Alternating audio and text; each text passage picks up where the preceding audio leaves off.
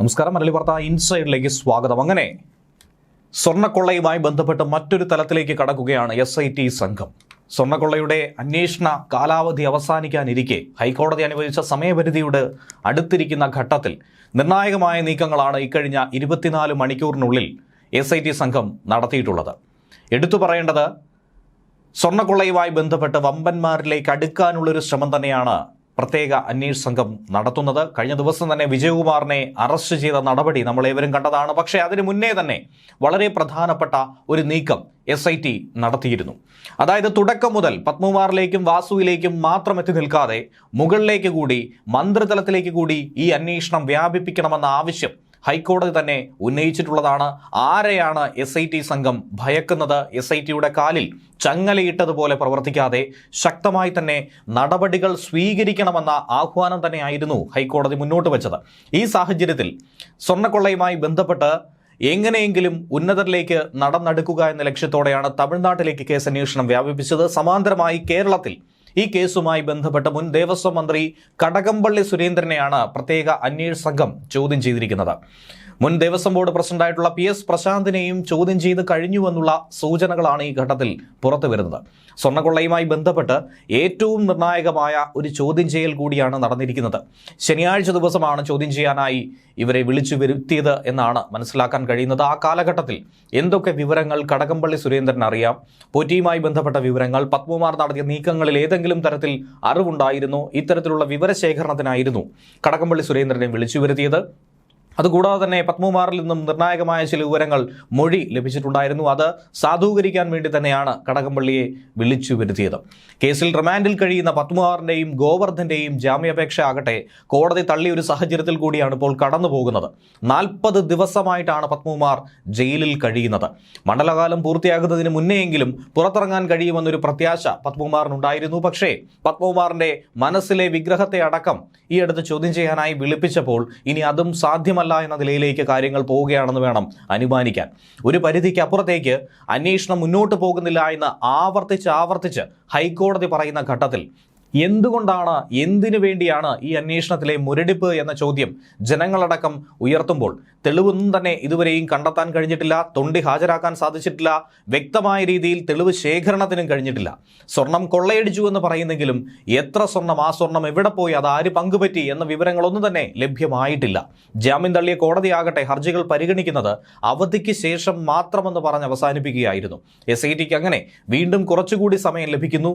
ഈ സമയത്തിനുള്ളിൽ തന്നെ കൃത്യമായ തെളിവ് ശേഖരണത്തിന് സാധിക്കുമോ എന്നുള്ള ചോദ്യം അവശേഷിക്കുകയാണ്. സ്വർണ്ണക്കൊള്ള നടന്ന സമയത്ത് ദേവസ്വം ബോർഡിന്റെ ഉത്തരവാദിത്വമുണ്ടായിരുന്ന മന്ത്രി എന്ന നിലയിലാണ് നിലവിൽ കടകംപള്ളി സുരേന്ദ്രനെ വിളിച്ചു വരുത്തി ചോദ്യം ചെയ്തിരിക്കുന്നതെന്നാണ് അന്വേഷണ സംഘവുമായി ബന്ധപ്പെട്ടവർ സൂചന നൽകുന്നത്. ശബരിമലയിൽ നിന്നും പഞ്ചലോഹ വിഗ്രഹങ്ങൾ കടത്തിയെന്ന പരാതിയിൽ D മണിയെയും ഇതുമായി ബന്ധപ്പെട്ട അന്വേഷണ സംഘം ചോദ്യം ചെയ്ത വിവരം നമുക്ക് ലഭ്യമാകുന്നുണ്ട്. കാരണം അന്വേഷണ സംഘം ആവശ്യപ്പെട്ടതനുസരിച്ച് ഇന്ന് രാവിലെ D മണി തിരുവനന്തപുരത്തെ ക്രൈംബ്രാഞ്ച് ഓഫീസിൽ ഹാജരായിട്ടുണ്ട്. അങ്ങനെ പ്രധാനപ്പെട്ട പലവിധ വിഷയങ്ങളുമാണ് ഇന്നത്തെ ദിവസം ഇക്കഴിഞ്ഞ 24 മണിക്കൂറിനിടയിൽ കടന്നുപോയിക്കൊണ്ടിരിക്കുന്നത്. D മണിയുടെ സുഹൃത്തായ ബാലമുരുകനും ചോദ്യം ചെയ്യലിനായി ഹാജരായിട്ടുണ്ട്. ദിണ്ടുകലിലെത്തി മണിയെ ചോദ്യം ചെയ്ത് തിരുവനന്തപുരത്തെത്താനായി ആവശ്യപ്പെട്ടുകൊണ്ട് നോട്ടീസ് നൽകിയിരുന്നു. എന്നാൽ ഈ ആരോപണങ്ങളെയൊക്കെ തന്നെ നിഷേധിക്കുന്നു. എന്നിരുന്നാൽ പോലും അന്വേഷണത്തോട് സഹകരിക്കുമെന്ന് പറഞ്ഞിട്ടുണ്ടായിരുന്നു. പക്ഷേ ഏറെ ദുരൂഹതകൾ മണിയുമായി ബന്ധപ്പെട്ട് നിലനിൽക്കുന്നുണ്ട്. അതുകൊണ്ട് തന്നെ വിഗ്രഹക്കടത്തിൽ മണിക്ക് പങ്കുണ്ടെന്ന് ഉറച്ചു വിശ്വസിക്കുന്നു SIT. അതോടൊപ്പം തന്നെ രമേശ് ചെന്നിത്തലയുടെ സുഹൃത്തായ പ്രവാസി മലയാളി നൽകിയ മൊഴി, അദ്ദേഹത്തിൻ്റെ മൊഴി അനുസരിച്ചും അതുകൂടാതെ മാധ്യമങ്ങളിലൂടെ D മണിയെ നേരിട്ട് കണ്ട് മനസ്സിലാക്കി ഇയാൾ തന്നെയാണ് ഈ കടത്തിന് പിന്നിലുണ്ടായിരുന്നത്. ശബരിമലയുമായി ബന്ധപ്പെട്ട വിഗ്രഹക്കടത്തിൽ ഇയാൾക്ക് വ്യക്തമായ പങ്കുണ്ടെന്ന് മൊഴിയും നൽകിയിട്ടുണ്ട്. ശബരിമലയിലെ ഒരു ഉന്നതന്റെ സഹായത്തോടെ ഉണ്ണികൃഷ്ണൻ പോറ്റി ഇടപെട്ട് ശബരിമലയിൽ നിന്നും പഞ്ചലോഹ വിഗ്രഹങ്ങൾ കടത്തിയെന്നായിരുന്നു പ്രവാസി കൊടുത്ത മൊഴി. അതേസമയം കഴിഞ്ഞ ദിവസമായിരുന്നു ശബരിമല സ്വർണ്ണക്കൊള്ളയുമായി ബന്ധപ്പെട്ട് മുൻ ദേവസ്വം ബോർഡ് അംഗം വിജയകുമാർ അറസ്റ്റിലായത്. എന്നാൽ ഇതിൽ അദ്ദേഹം നൽകിയിരിക്കുന്ന മൊഴിയാകട്ടെ എല്ലാ തീരുമാനങ്ങളും പത്മകുമാറിൻ്റേതെന്ന് പറഞ്ഞ് കൈയൊഴിയുകയാണ്. പത്മകുമാറിനെ മാത്രം പ്രതിയാക്കി അതിൽ നിന്നും രക്ഷപ്പെടാനുള്ളൊരു ശ്രമം തന്നെയാണ് വിജയകുമാർ നടത്തുന്നത്. സഖാവ് പറഞ്ഞു, താൻ ഒപ്പിട്ടു എന്ന് തന്നെയാണ് മൊഴി കൊടുത്തിരിക്കുന്നത്. അക്കാര്യത്തിൽ ഔദ്യോഗിക കൃത്യനിർവഹണത്തിൽ വീഴ്ച വരുത്തിയെന്ന കുറ്റം മാത്രമേ വിജയകുമാറിനെതിരെ SIT ചുമത്തിയിട്ടുള്ളൂ. സ്വർണ്ണപ്പാളി പുതുക്കുന്ന കാര്യം ബോർഡ് യോഗത്തിൽ പത്മകുമാർ പറഞ്ഞപ്പോൾ മറ്റൊന്നും തന്നെ വായിക്കാതെ, മറ്റൊന്നിലേക്ക് തന്നെ ചിന്തിക്കാതെ ഒപ്പിട്ടു എന്നാണ് SIT വിജയകുമാർ അറിയിച്ചിരിക്കുന്നത്. റിമാൻഡ് റിപ്പോർട്ടിന്റെ പകർപ്പിൽ ഇക്കാര്യങ്ങൾ കൃത്യമായി സൂചിപ്പിക്കുന്നുണ്ട്. പത്മകുമാർ ഒരു തീരുമാനമെടുത്തപ്പോൾ അതിനെ എതിർക്കാനായി തോന്നിയിരുന്നില്ല എല്ലാം ആലോചിച്ച് തീരുമാനിച്ച് ഉറപ്പിച്ച് തന്നെ ആയിരിക്കും അങ്ങനെ ഒരു തീരുമാനം കൈക്കൊണ്ടതെന്നാണ് തങ്ങളെല്ലാം കരുതിയത്. എല്ലാം തന്നെ അതുകൊണ്ട് പത്മകുമാറിന്റെ തീരുമാനമായിരുന്നു. അദ്ദേഹത്തിന് അറിയാതെ അവിടെ ഒന്നും തന്നെ നടന്നിട്ടില്ല. സഖാവ് പറഞ്ഞതനുസരിച്ച് മാത്രം താൻ പ്രവർത്തിച്ചു. സ്വർണ്ണപ്പാളി പുതുക്കുന്ന കാര്യം ബോർഡിൽ വെച്ച് സഖാവ് പറഞ്ഞു. അദ്ദേഹത്തെ വിശ്വസിച്ചതുകൊണ്ടാണ് മറ്റൊന്നും വായിക്കാതെ അതിൽ ഒപ്പിടാനായി പോയത്. ഇനിയും പുറത്തു നിന്നാൽ സർക്കാരിന് നാണക്കേടാകുമെന്ന തിരിച്ചറിവിന്റെ അടിസ്ഥാനത്തിലാണ് താനിപ്പോൾ കീഴടങ്ങാൻ തയ്യാറായെന്നാണ് വിജയകുമാർ മൊഴി നൽകിയത്. സ്വർണ്ണപ്പാളി മാറ്റുന്ന കാര്യം അടക്കം ബോർഡിൽ അവതരിപ്പിച്ചത് പത്മകുമാർ ആയിരുന്നു. പ്രധാന തീരുമാനങ്ങളെല്ലാം കൈക്കൊണ്ടത് പ്രസിഡന്റ് തന്നെയായിരുന്നു. അതുകൊണ്ട് അതൊന്നും വായിച്ചു നോക്കേണ്ടതോ അതിലൊന്നും ക്രോസ് വിസ്താരം നടത്തേണ്ടതോ ആവശ്യമുണ്ടായിരുന്നില്ല എന്നാണ് തങ്ങൾ കരുതിയത്. എന്നാൽ ഈ തട്ടിപ്പിൽ തനിക്ക് ഉത്തരവാദിത്തം ഒന്നും തന്നെ ഇല്ല എന്ന രീതിയിൽ വിജയകുമാർ കൊടുത്തിരിക്കുന്ന മൊഴി പത്മകുമാറിന്റെ തലയിലേക്ക് എല്ലാം അടിച്ചേൽപ്പിക്കുന്നത് ഒട്ടും തന്നെ വിശ്വാസയോഗ്യമല്ല എന്ന് SIT കരുതുന്നുണ്ട്. തിരുവനന്തപുരം വിജിലൻസ് കോടതിയിൽ സമർപ്പിച്ച റിമാൻഡ് റിപ്പോർട്ടിൽ ഇക്കാര്യം കൃത്യമായി രേഖപ്പെടുത്തിയിട്ടുമുണ്ട്. ഔദ്യോഗിക കൃത്യനിർവഹണത്തിൽ മുൻ ബോർഡ് അംഗം വിജയകുമാർ വീഴ്ച വരുത്തിയെന്നാണ് റിമാൻഡ് റിപ്പോർട്ടിൽ പറയുന്നത്.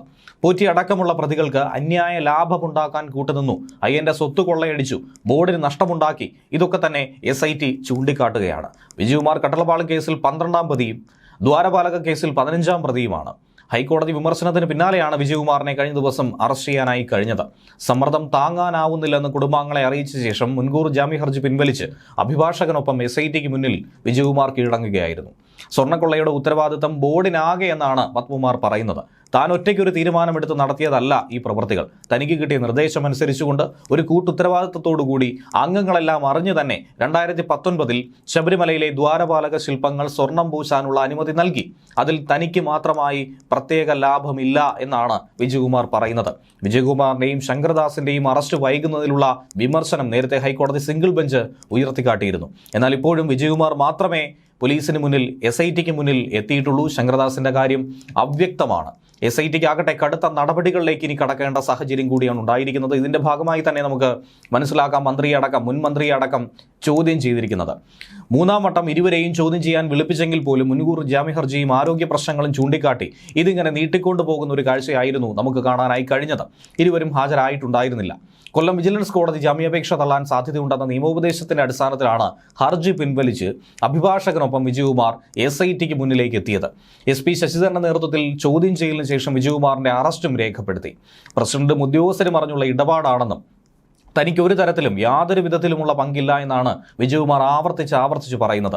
ജനറൽ ആശുപത്രിയിലെ വൈദ്യപരിശോധനയ്ക്ക് ശേഷം തിരുവനന്തപുരം വിജിലൻസ് കോടതിയിൽ ഹാജരാക്കിയ വിജയകുമാറിനെ റിമാൻഡും ചെയ്തു. ഉണ്ണികൃഷ്ണൻ പോറ്റിക്ക് വേണ്ടി ബോർഡ് പ്രസിഡന്റായിരുന്ന പത്മകുമാറിനൊപ്പം വിജയകുമാറും ഒരു ഗൂഢാലോചന നടത്തിയെന്നാണ് പറയുന്നത്. രേഖകളിൽ കൃത്രിമം കാട്ടി ബോർഡിന് നഷ്ടമുണ്ടാക്കാൻ വേണ്ടി പലവിധ ഗൂഢ പദ്ധതികൾ ഇവർ ആസൂത്രണം ചെയ്തു. അതൊക്കെ തന്നെ ഇവരുടെ സ്വാർത്ഥ ലാഭത്തിന് വേണ്ടിയാണ്, ധനസമാഹരണത്തിന് വേണ്ടിയാണെന്നൊക്കെ തന്നെ കണ്ടെത്താൻ കഴിഞ്ഞിട്ടുണ്ട്. CPM തിരുവല്ലം ലോക്കൽ കമ്മിറ്റി അംഗമായിട്ടുള്ള വിജയകുമാറിന്റെ അറസ്റ്റ് CPMനെ സംബന്ധിച്ച് വലിയൊരു പ്രതിരോധത്തിലായിട്ടുണ്ട്, വലിയ തോതിൽ തന്നെ സമ്മർദ്ദത്തിലായിട്ടുണ്ട്. സ്വർണ്ണക്കൊള്ള വിവാദത്തിൽ പ്രതിരോധം തീർക്കാൻ ശ്രമിക്കുന്ന CPM നേതൃത്വത്തെ വീണ്ടും ഒരു പ്രതിസന്ധിയിലേക്ക് തള്ളിയിടുന്ന രീതിയിലാണ് നിലവിൽ കാര്യങ്ങളൊക്കെ തന്നെ മുന്നോട്ട് പോയിക്കൊണ്ടിരിക്കുന്നത്. ശാരീരിക ബുദ്ധിമുട്ടുകൾ ചൂണ്ടിക്കാട്ടിയാണ് KP ശങ്കരദാസ് മുന്നോട്ട് പോകുന്നത്. ശങ്കരദാസിനെ അറസ്റ്റ് ചെയ്യണമോ കസ്റ്റഡിയിൽ എടുക്കണമോ എന്ന കാര്യത്തിൽ അന്വേഷണ സംഘത്തിന് ഏറെ ദുരൂഹത നിലനിൽക്കുന്നതും. ഇനിയിപ്പോൾ എന്താകും മറ്റു നടപടികൾ എന്നുള്ളത് കാത്തിരുന്ന് തന്നെ കാണാൻ സാധിക്കും. ന്യൂസ് ഡെസ്ക് മലയാളി വാർത്ത ഇൻസൈറ്റ്.